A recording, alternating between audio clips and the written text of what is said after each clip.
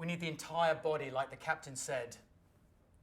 Dead or alive. How were we to know that it was going to hatch and escape? Well, it is an egg. That's kind of what they do, is it not?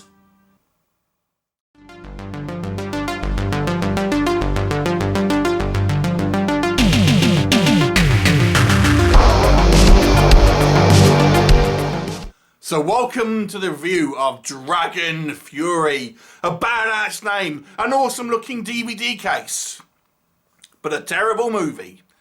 Oh boy. So, Dragon Fury. I'm not even going to pretend. This one was bad. What is it about?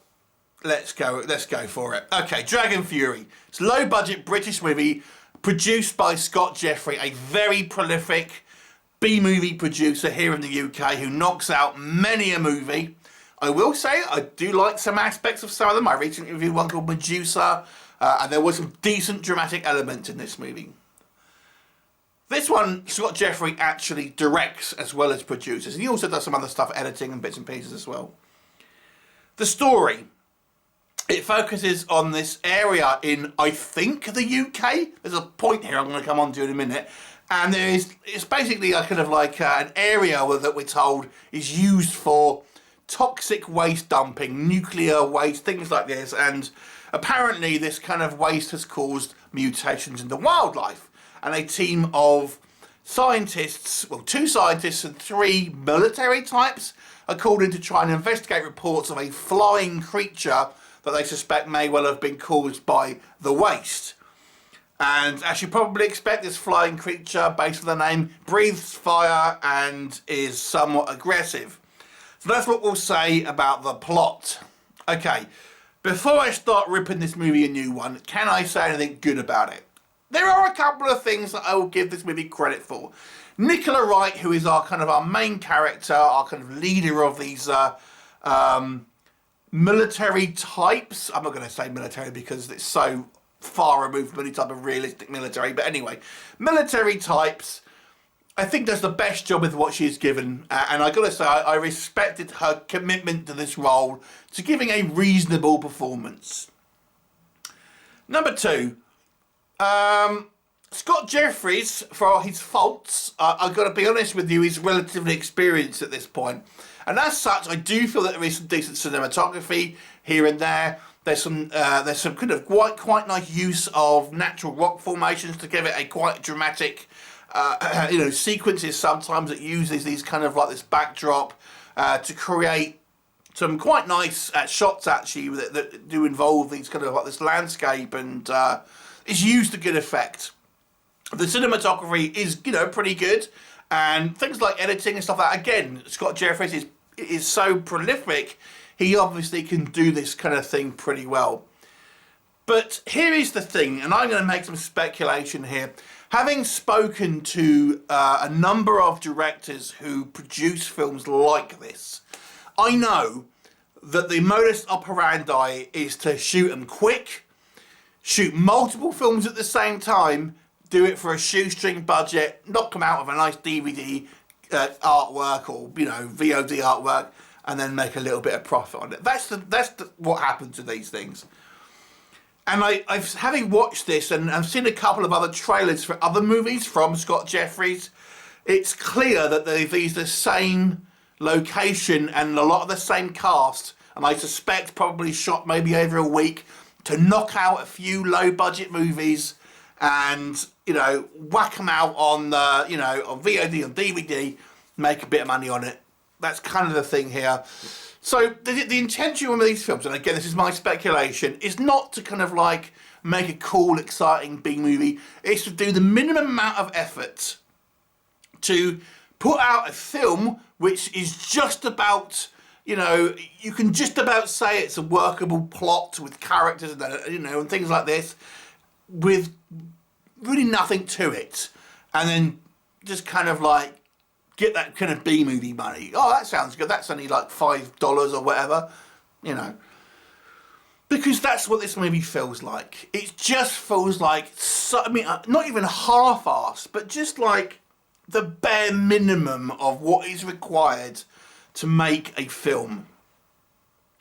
Now, I'm going to give you some examples here. It might sound like I'm nitpicking, but I just want to demonstrate just the lack of any type of thought that this movie has. So I have no idea where this movie's taken place. We focus at the beginning of the movie on two characters that are off cannon fodder on intro, and then one of the woman says to this guy, "Oh, we've been driving for 7 hours." And this is an English film. All the cast are English, despite one person doing a dodgy American accent. So this woman says, "Oh, we've been driving for 7 hours, and for the last 5, I've not seen anyone." 5 hours. If you drive in the UK for 5 hours, you're driving halfway across the country. There's no way you haven't seen anyone for 5 hours. It's just a stupid thing to say. Again, it might sound like I'm nitpicking, but just the kind of like this silliness of this movie. Right, so we got our kind of our military types. They're just these 3 women rock up. One looks like she's ready for retirement. The other one's on crutches. Why would you send someone who is clearly injured on to a hostile situation who's on crutches? I thought maybe this is going to become part of the story. Maybe this is some type of key plot element where she's gonna be meant to be like the tech person. No, it's just not. It's just nothing to do with it. It's just not addressed.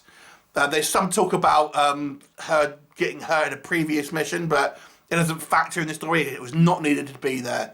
And then we've got this other one who seems to have some type of link to the dragons. We don't know why. It's suggested that it might be initially radiation poisoning, but no, it's not that. But again, it's just going to have some type of bearing on the plot. No. I'll tell you what it is. It's to have a bulk out the running time with dialogue, with kind of like low budget dialogue, so we don't have to show the dragons because they're expensive. The dragons appear on screen for about 2 minutes within the movie as a total. The rest of the movie is these 3 military types and these 2 scientists creeping about what looks like an old people's home, going, "Oh my God, there's something outside. You can hear something rustling around," or walking in the kind of the wilderness somewhere. That's kind of the movie, or with kind of like these little backstories. "Oh, I was hurt from some previous mission." This will fill out 10 minutes of running time. The barest of minimum is done here. I mean, they don't act like military. They don't have any equipment. There's no backup. They look like they're staying in a hotel or an old person's home. They find an egg. Check this out. Check this out for just again to demonstrate how stupid this is. So they've been sent there to find some type of species which is brand new to the world. They find an egg, and they're surprised when it hatches. Not only that, they keep it unguarded, not even in a container, in just like what looks like a dining hall of some hotel with a bloody open window next door to it. It's just ridiculous. With the exception of Nicola, who I've mentioned, I think the acting is just awful. And again, I'm suspecting here that no one's had any time to prepare or practice and things like this. It's just terrible dialogue. The story is boring, the characters are nonsensical, the acting is poor, the visual effects, what we do see of them, like I said, you get about maybe 2 minutes if you're lucky, look like cartoons. That personally doesn't bother me as much. I can accept low budget movies have not great CGI, but I know it will bother some people. It's a poor excuse for a film, and I know people want to work, and I know people are going to want to knock this out to make a little bit of money, but it's just, you're always going to be making these type of films. You're never going to progress to something better. Make less films and make a better one would be my thing. That's what I would say. But that's not what happens with these type of productions. They're just knocked out just to make a quick buck, and they're just awful. They're just awful. Well, this one is awful, and specifically I have another movie from Scott Jervis to watch as well, so that'll be fun. But like I said, there have been some good stuff come out from this producer. I didn't give a huge great mark, but Medusa had some decent story elements in it, had some decent performances in it. I suspect it was a little bit more time taken with it, but not in the case of this one. This is just a perfect example of the problem with modern indie filmmaking, I think. And it's not just Scott Jeffries. There are plenty of other filmmakers that do this, and I've banged on about them before. It's just poor.